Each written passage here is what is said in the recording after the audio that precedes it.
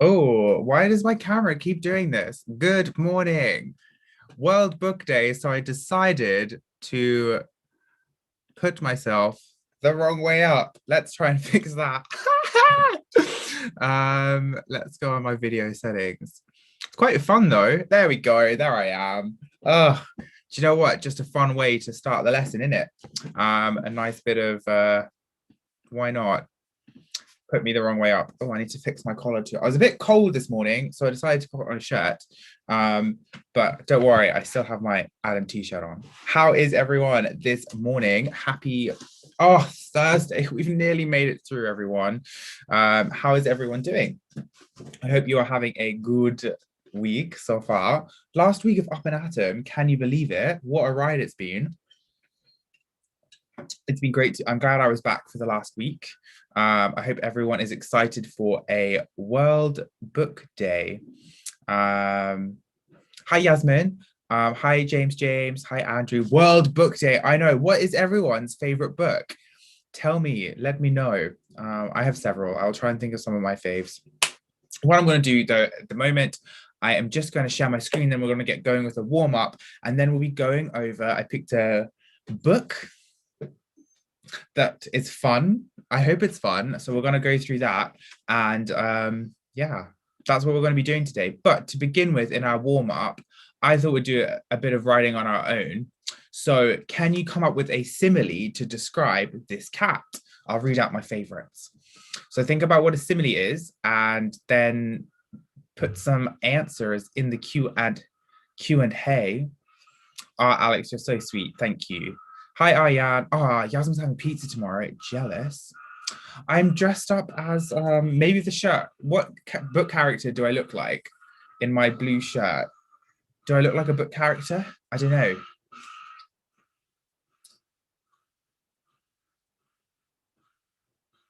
I think it is Clem in the Q&A today. Thanks, Musini. Brown as chocolate, love it. Cute as a kitten, nice. Cute as a bunny, love that one, Deborah. Yasmin's dad is dressed up as the VFG, love that. Sweet as honey. James, I love yours. The cuddly cat was as cute as a teddy bear. Nice bit of alliteration in there as well. As brown as a tree branch, very nice I am. Soft as a cushion, very cute. Like that one a lot. Small as a munchkin, very cute.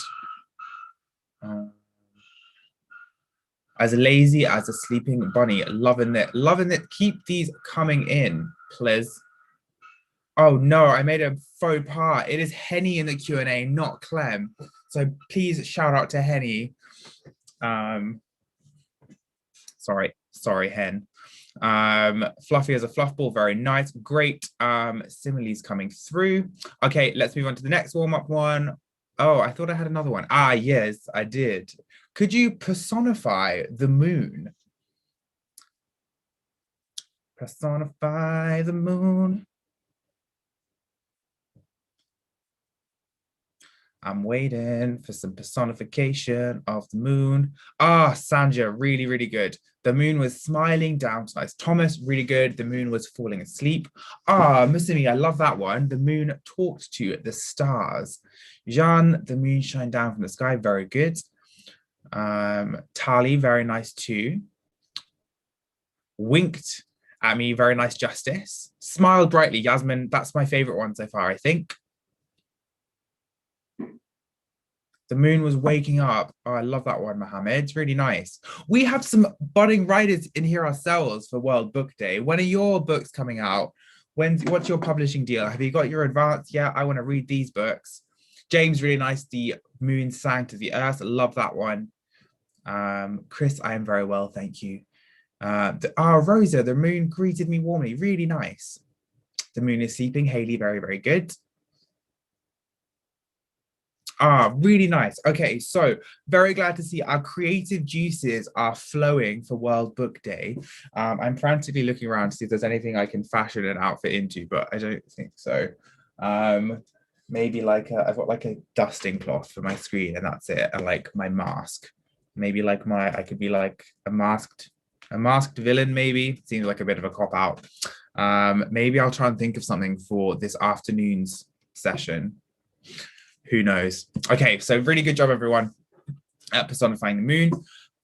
Today, welcome to Up and Atom with me, Jono, in our last week of Up and Atoms, which makes me sad, but there's plenty of other clubs coming up afterwards, so stay tuned, watch this space, here for you. Okay, so what to begin with, we've already had some. What is some of people's favorite authors?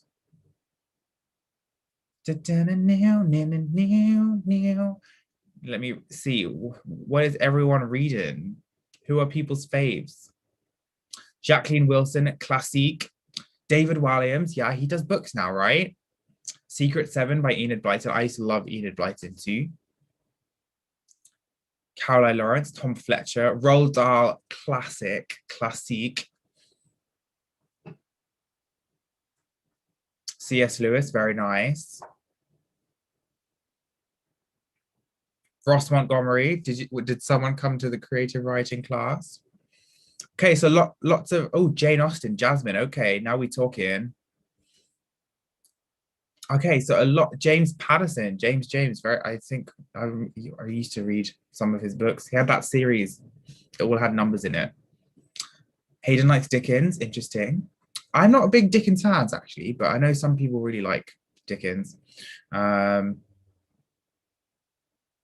Sophie Anderson, okay. They're very sophisticated choice from Sophisticated Sophie.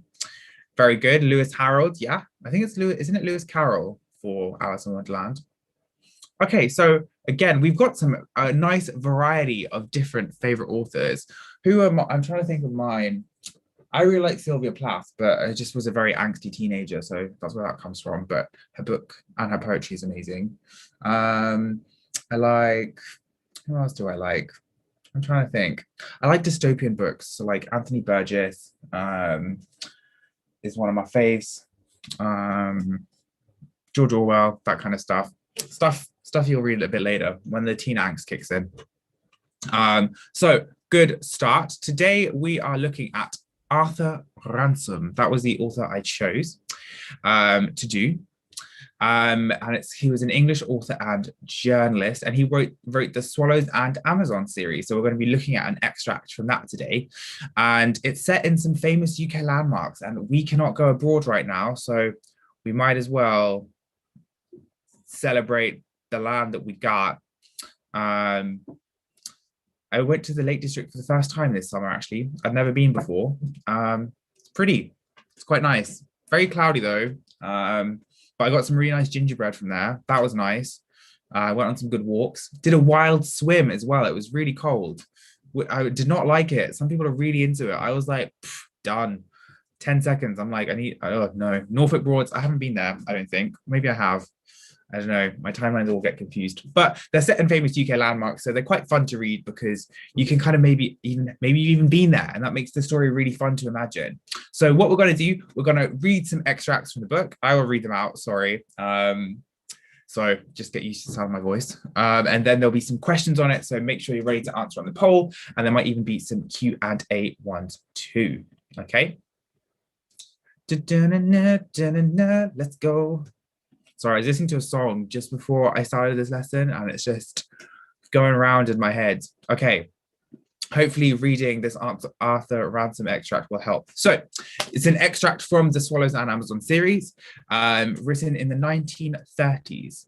So, with mate Susan at the oars, Rogers on the lookout in the bows, and Captain John at the tiller, the Swallow moved up the Amazon River in the rapidly gathering dust. There were tall reeds on each side, then a bit of meadowland where they could see the shapes of trees against the darkening side, then reeds again, shutting them in as if they were in a lane between high walls. Suddenly, the river broadened into a wide open pool with tall reeds all around it, except where the river entered and left it. This must be why they called the lagoon, what they call the lagoon, said Captain John. It's the very place for them to hide their ship in. I wish it wasn't so dark. He pulled the tiller hard over to starboard so that Swallow turned sharply to port. Ooh. I'm excited. This is getting me going on a Thursday morning. So can you look in the text and answer in the Q&A, which word in this extract means a lever used to steer a vehicle? What is it? Tell me. Ah, well done, Eva. I think you got it first. Oh no, maybe Chasing got it first. It is a tiller. Very good. Well done, Elliot and Aloniel and James. Very good. You got it. Well done. Someone said lagoon. It's not lagoon is like a big body of water. Yep, very good. Well done, Olivia and Marisa and Louis. Really, really good. You got it. We've got some strong readers here today. Okay, so in the final line, who does he refer to? Have a go.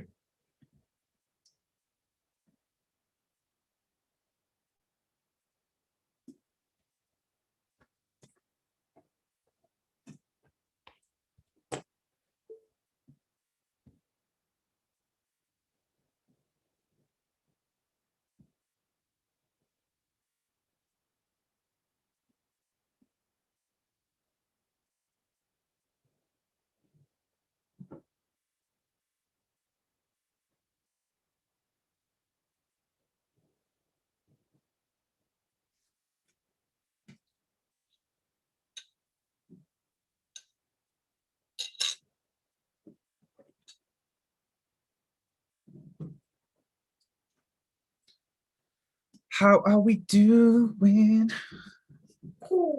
Okay, we've had about a minute. So what you want to do, remember, I'll give you some hints if you're a bit stuck. A pronoun replaces a like proper noun or a person, okay? So in the final line, it says, he put the tiller hard over to starboard so that swallow turned sharp lead to port. Reading that line gives me anxiety for some reason because I'm not entirely sure what's happening, but I know it's to do with boats. What we need to do though, I don't care about the boat for this question. I just care about that pronoun he. So I know that he has to be replacing someone that was introduced earlier. So the first thing you want to do is look at the line before. So this must be what they called the lagoon, said Captain John. It's the very place for them to hide their ship in. I wish it wasn't so dark. So I know that Captain John was mentioned in the previous line. Captain John. John is a man's name. So John would be replaced with he or him. So we know that probably means he is Captain John. Roger, mate, wait, Roger's like right at the start, honey. Like we need to go way back. We're now talking about Captain Jack. When we use a pronoun, it referred to like the last noun mentioned. So he would be replacing Captain John, not Roger. Otherwise, it wouldn't make sense. Mate Susan, I think Mate Susan would probably be she or her. So I don't think that's going to be. She's also mentioned not directly before the he in the final line. The swallow is a boat. So I think we've got it. I'm ending the poll in 5, 4, 3, 2, 1. Okay, we're done. We're over. Share those results. The majority of us did go for answer option A, which is completely correct. Well done. So we're talking about Captain John. Captain John, who is doing all the boaty stuff to make the boat go the way they want the boat to go. Well done, Captain John. Captain Jono. No, I would never be the captain of a boat. I'd be the one making the snacks, bringing out the orange slices. I wouldn't want to be doing the boat stuff. Or maybe I'd be teaching all of the sailors' kids. That's what I'd be doing on a ship. I'd be teaching out all the sailors' kids.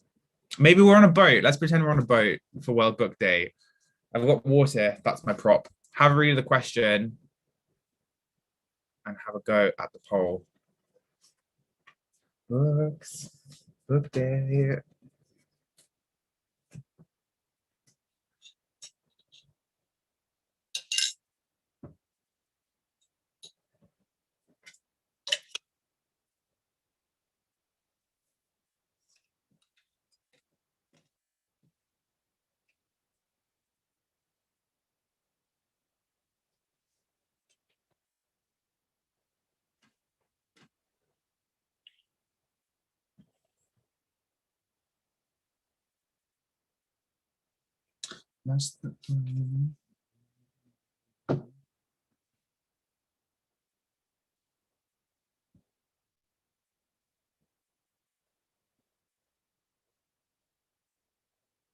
Tegan and Riley, glad you're here. I'm drinking kombucha, Yasmin, like you need to ask.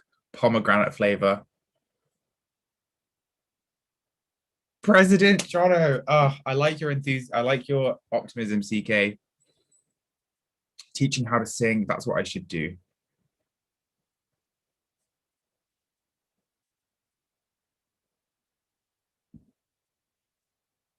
Okay, so for this question, you need to use the proper nouns to help you. So which river are we told the swallow rose down to reach the lagoon? So I know we need to be looking for where the swallow is mentioned in the text.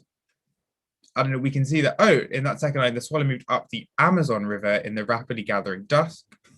Okay, so that makes sense. So I would be thinking it was the Amazon River because that's the one that's mentioned. And then again, if we keep reading, this must be what they call the lagoon. That comes after we're introduced to the Amazon River. So that would lead me to believe that Amazon is our answer. So 5, 4, 3, 2, 1. I should probably start ending the poll before I give the answer, but do you know what? I'm feeling generous. The majority of us went for answer option E, which is the Amazon River. Is it the longest river in the world? I think it is. Well done. Very good. Powers of deduction in the class today. Loving it. So let's have a go. I'm going to read this out. You can have a go at the question while I'm reading it out if you want. So can you rewrite the simile at the bottom as a metaphor? It's awful rowing if you steer with such a jerk, said Susan. Sorry, said John. I want to keep close to the edge all around this place. I don't want to miss her. Something's pulling at my oar, said Susan. I can't lift it. The boat stopped moving. John peered over the side. Water lilies, he said. It's getting most awfully dark. Wow, John speaks weird. They hang onto my oars like octopuses, said Susan. Perhaps they are octopuses, said Roger. Did he read to me how they put their arms out long and grab people even out of a boat? So, can we? Oh, pomegranate, so good. Okay, can we rewrite the? How are we doing? Yeah, very good, Tali.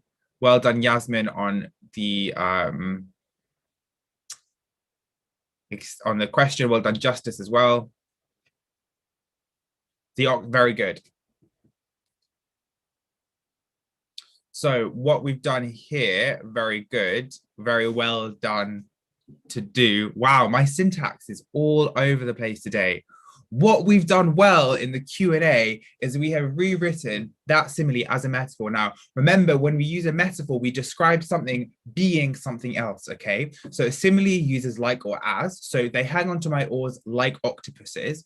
To use that as a metaphor, we would get rid of the like, so would be, and then like just make sure the sentence makes sense. So the octopuses hang onto my oars, okay?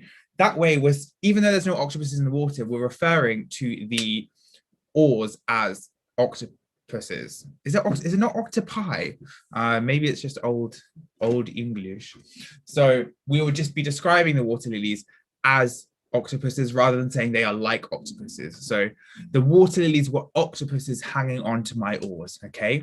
So that is how we would be doing.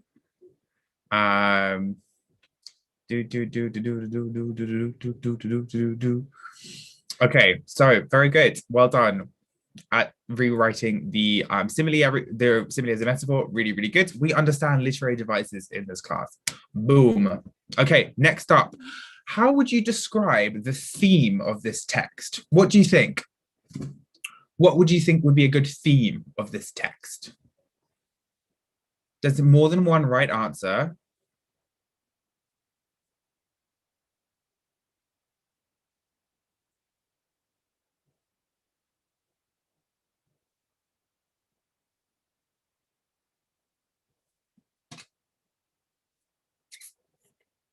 Well done, Elliot. I would say it is an adventure text. Yeah, well done, Joshua, too. Adventure and piracy. Kiso, love it. Yeah, it's kind of pirate. Eddie, do you know what? I agree. I think it is a bit creepy, to be honest. But well done, Carter and William. Adventure, yeah, for sure. Sandra, you got it. Tegan, well done. I think the Mississippi is a real river, I think. Adventure. Well done, Haley. CK as well. Yeah, I wouldn't necessarily call it fantasy CK. I'd say it's adventure. Fantasy would be more like places that are like we haven't heard of and like are made up, like Mordor, or like stuff. Stuff like that. Yeah, adventure, dark, really, really good. Great job, everyone. Loving that. So let's carry on. I will read this out. I will release the poll so you can have a read of the question while I'm reading.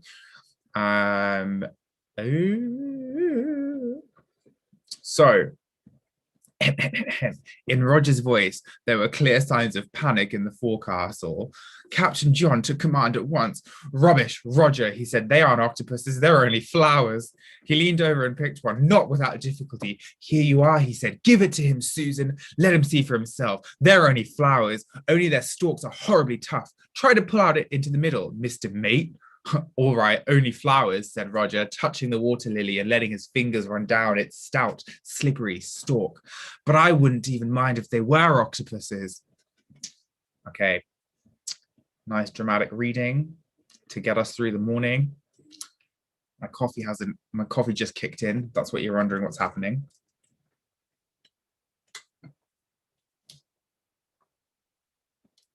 So the phrase Captain John took command at once. What does that tell us about the situation on the boat? I'll give you 30 seconds to have a think, then I'll start giving you some hints.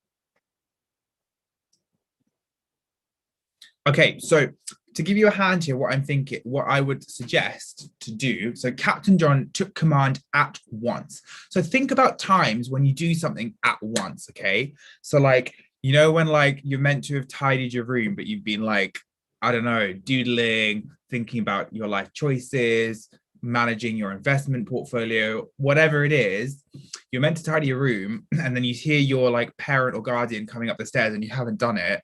You're like, oh my gosh, I need to clean this room at once. Go put the stuff, everything under the bed, pull over the covers, look really cute, wipe the walls, whatever.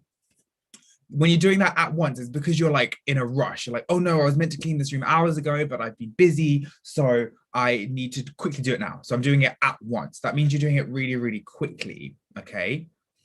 So does that mean you're going to be? Does it mean that you didn't know what to do? I think you did know what to do. You just needed to tidy your room, right? Is it that you were panicked? Maybe.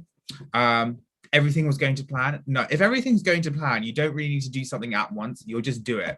So like John took command and slowly walked to the bow of the boat and manned this flag. That's not like, you know what I mean? You wouldn't be doing something if you're doing something at once, it's not really going to plan, is it?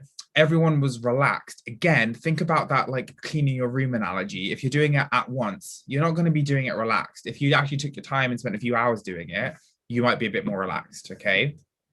So 5 seconds to get your answer in. 5, 4, 3, 2, 1. We had a bit of trouble with this question. The majority of us did go for answer option B, though. Well done to everyone that got B right. So Captain John took command at once. The use of at once indicates that there is a degree of panic on the boat, okay?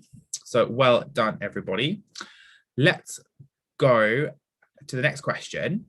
So which word means a thick or strong structure? Answer in the Q&A.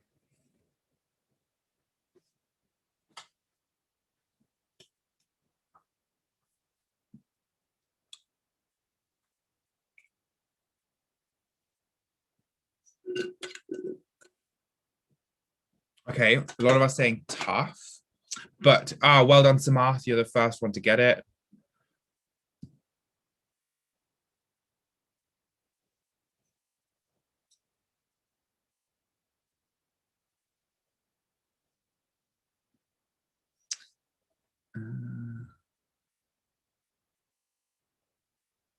So a lot of people saying tough, like tough, I guess does mean, it can mean thick or strong in structure, but the best answer is stout. Okay, so a stout, slippery stalk. Stout means a thick or strong structure. Okay, because tough could also be like the opposite of like smooth, right? So tough, it could be like a tough. I guess that's rough, isn't it? But like, I guess tough or stout are both fine. Um, but yeah, so well done, Sophia. Well done, Julian and Joshua. Very good job on the. I wouldn't. Sturdy's more like Ruben. Sturdy's more like, yeah, I guess is sturdy in the text. But yeah, sturdy would mean like thick or strong in structure. Like it's not going to get blown over. Okay, very good. Nice. Okay, let's go on to the next question. What is stout, slippery stalk an example of? If you want an extension, could you define the other words on the screen? So answer the question. If you want an extension, could you define the other words on the screen? Pretty, please.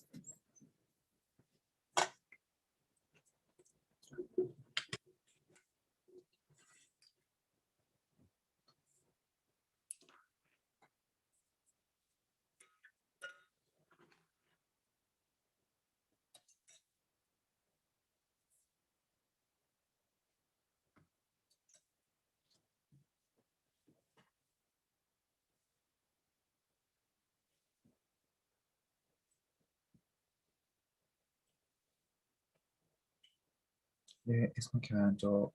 Is anyone else singing that teapot song now that we said the word stout? I'm a little teapot, short and stout. Here is my handle, here is my spout. When I'm ready.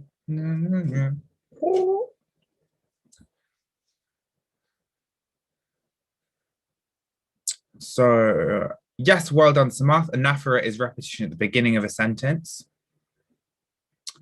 Yep, well done. Elonial enjambment is when it's like sentence or like lines run on from each other. Either when the mood is like the weather, that's pathetic fallacy. Okay. So they're both fancy terms, but pathetic fallacy is when the weather matches the mood. So like if you're really grumpy and then you describe the weather outside as being like cold and overcast or whatever, that's pathetic fallacy. Sibilance is a type of repetition. Well done. Justice, great job on assonance, the repetition of a vowel sound across a series of words. Love it.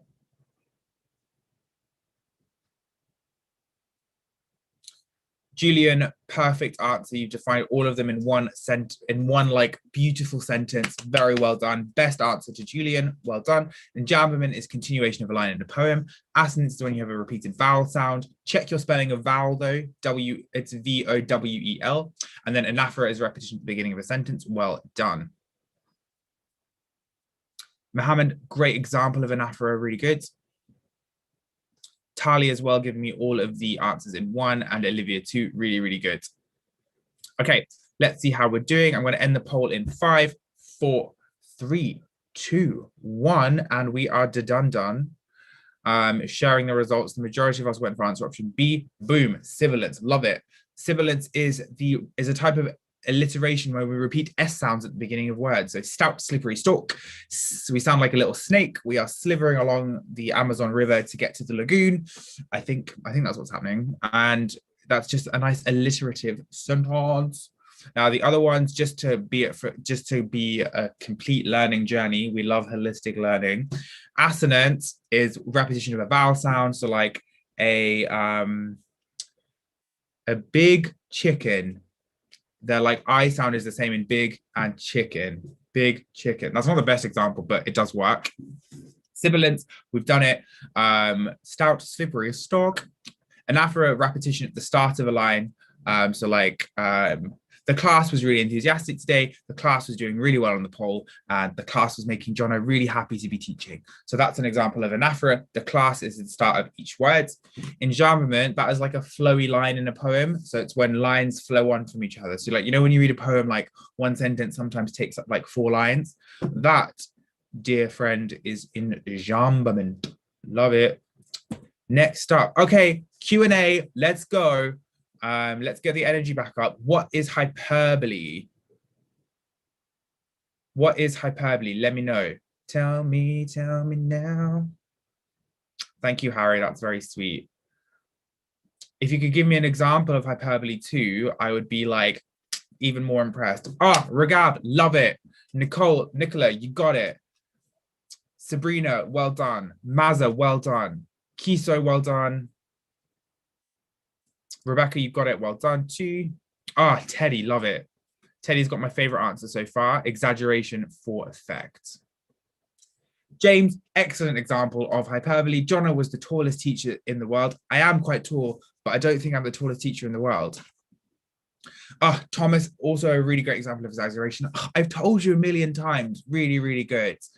So hungry I could eat a horse. Well done, Sabrina. I feel like $1 million. Well done, Kiso. I tell myself that every morning.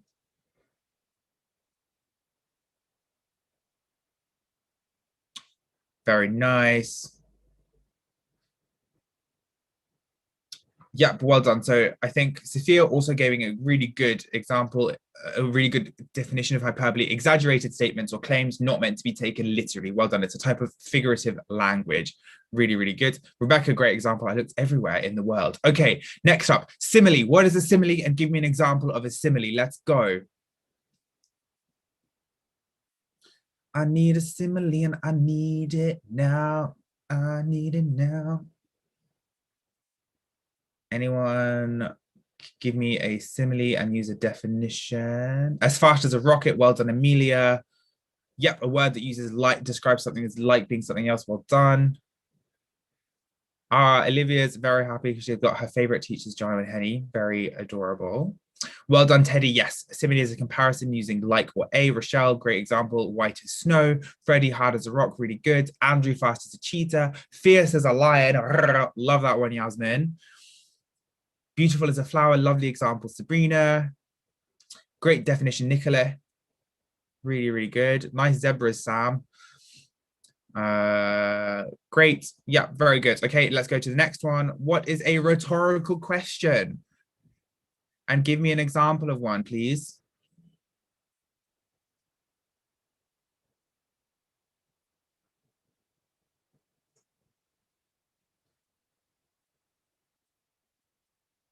Great other similes coming. Well done, Joshua and Ion, on your similes too. As good as Jono. Very sweet, CK. I'm trying to see, have we got any rhetorical question answers? Still seeing similes. I think I need to scroll faster. Okay, here we go. I like Marta's question. Do you eat cabbage? Yes, well done, Rebecca. And Eloniel, it's a question that doesn't need an answer. Very good. So we often use rhetorical questions when we write persuasive texts. It's a way of engaging the audience and making them think. Well done, Yasmin and Foray as well. Question that doesn't need an answer. So yeah, Amelia, are you a person? Are you a person? Yeah, like that would be a rhetorical question. We don't expect an answer to it. So I might say at the end of the lesson, wasn't this the best lesson ever? Obviously, the answer is yes. The question doesn't need an answer. Very good. James, does anyone have a pet in the audience? You've seen that text before. I love it. That came up yesterday, I think. Someone's been paying attention to all of the lessons. Yep, Sandra, really good. Did you know the Nile was the longest river in the world? Really, really good example of a rhetorical question. Okay, we've done this one already. What was anaphora? Give me, maybe we've defined it already. So can you give me a sentence that uses anaphora, please? Anaphoric repetition.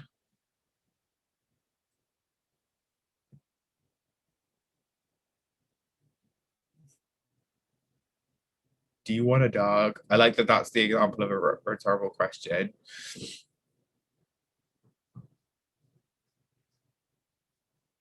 So a sentence with anaphora, please, in the Q&A would be fantastic.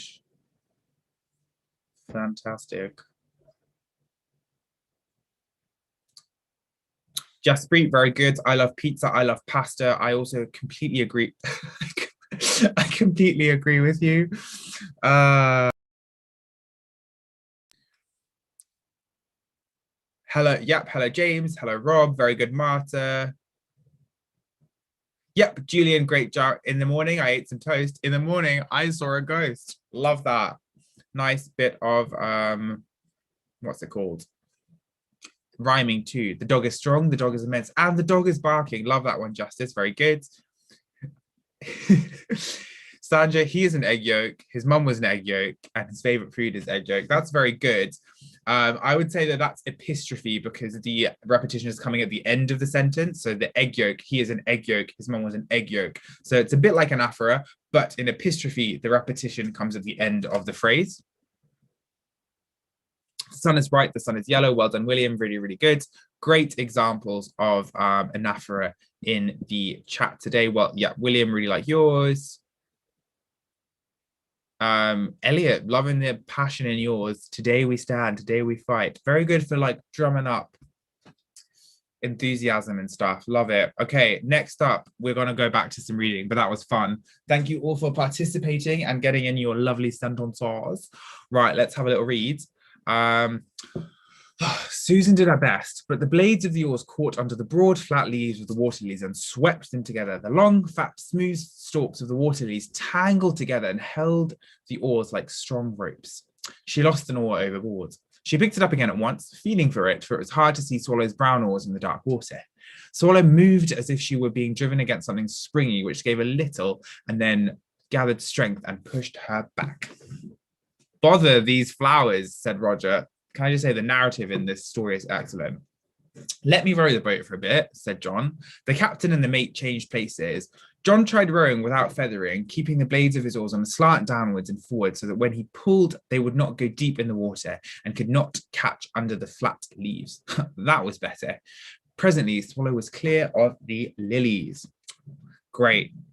So, could you have a go at summarizing the passage? So think about all of the bits we've read. What is the best summary of the passage as a whole?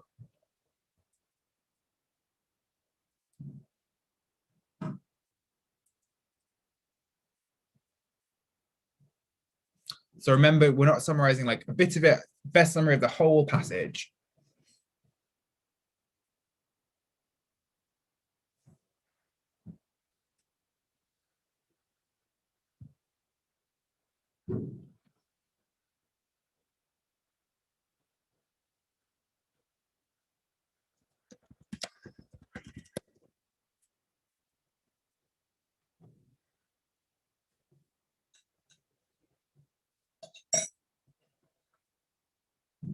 Oh, I think my water tastes weird. You know, like when you leave water for a bit, doesn't taste nice.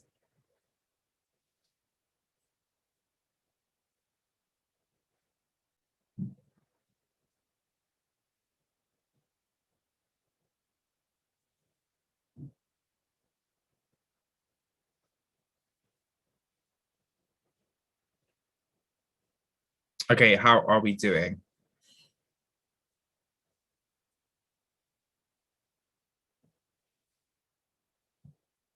So we've had about a minute, so I'll start talking through these. So again, we want to remember we're looking for a summary that best describes the whole passage, right? So a crew of 3 argue and do not achieve anything. So we've got to think about, okay, I like the argue, but I think they manage to get through the lilies, right? So I think they do achieve something. A crew of 3 make no progress because of bad relationships. Well, I think they do make progress, like I said, because they get through, they eventually get through that like the water lilies, right? Right at the end of the last page, they make it through.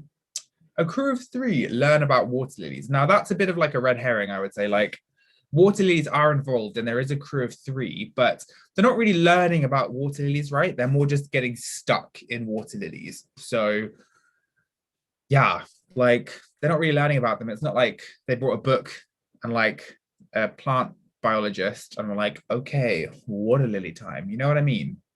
So no, we're done. Next. A crew of 3 struggle to navigate through a lagoon. That, do you know what I mean? That looks pretty promising, right? A group of 3 struggle to navigate through a lagoon. That's my current favorite because there are 3 of them, and because of all the water lilies, they are struggling to get through the lagoon. A crew of 3 describe their surrounding as they row down a river.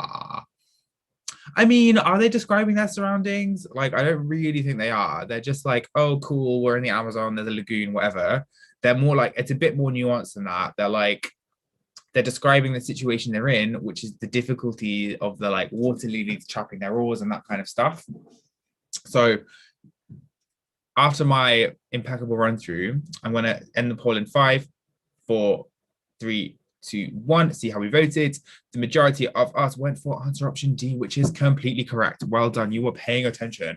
So D is the best answer because it most like aptly describes what is going on. What is going on today? So yeah, very good. What we're going to do now, we got through these questions much quicker than I thought we did.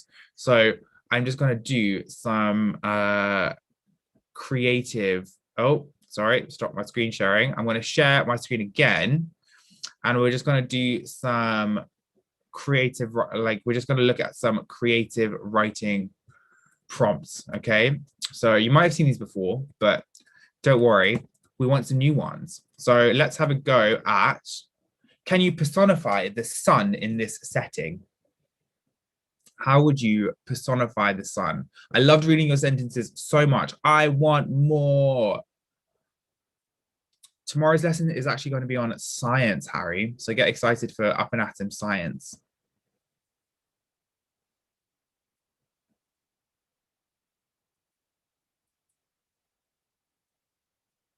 Ah, the sun kissed the sea. Love that one. Very good, Eva and Musumi. We did do this before. I want some new ones. The sun is walking through the sea. Well done. The sun went to sleep under the waves. Really like that one, Thomas.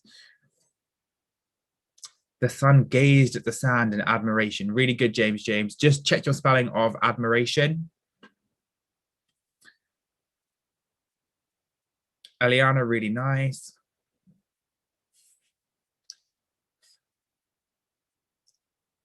Ah, really nice, Tali. Ah, Jaspreet, the sun rose up to his feet and dived into the river for his daily bathe. That, beautiful. That's probably my favorite one. Really, really nice, Jaspreet. The sun said bye to me. Very cute to look. Okay, really nice. So that is a good way of describing the sun, of personifying the sun.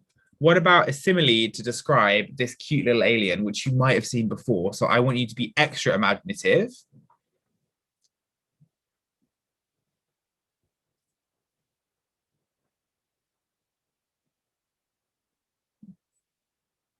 Oh, Jaspreet again, loving this. The lonely sun stared down at the sea, wishing he didn't have pneumolochamicroscopic volcanosis. I don't think I said that right, but I really like the long words.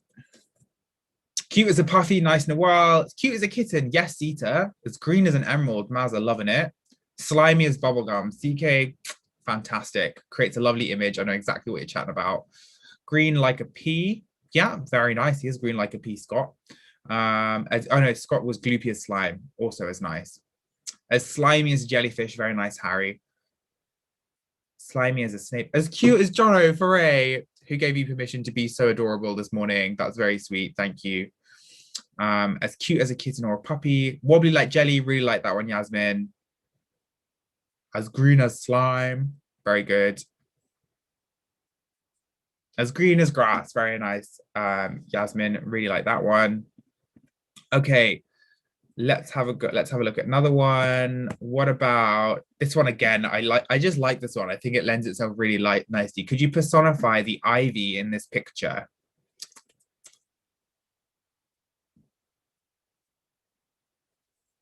Not as smart as Jono. Oh, thanks, Rebecca.